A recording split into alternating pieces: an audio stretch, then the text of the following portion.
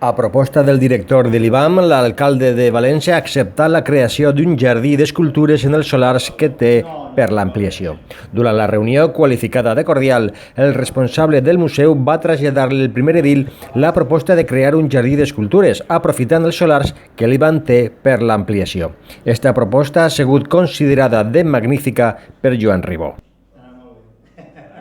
Per part de l'IBAM, dels solars que té en aquests moments per l'ampliació, de fer un jardí d'estàtues. M'ha semblat una idea estupenda, d'ampliació de l'IBAM a través d'aquest jardí. És una idea que anem a treballar ràpidament, el més ràpidament que puguem, per una banda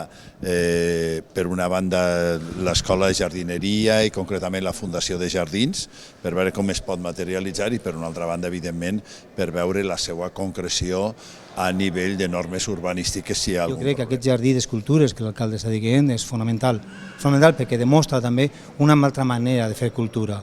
És a dir, tenint en compte la importància de les escultures de l'IBAM, però al mateix temps obrir-lo al barri i veure com es pot trobar llocs de convivència, de retrobada, de convivència i al mateix temps estar gaudint de l'art. Jo crec que això és un element fonamental.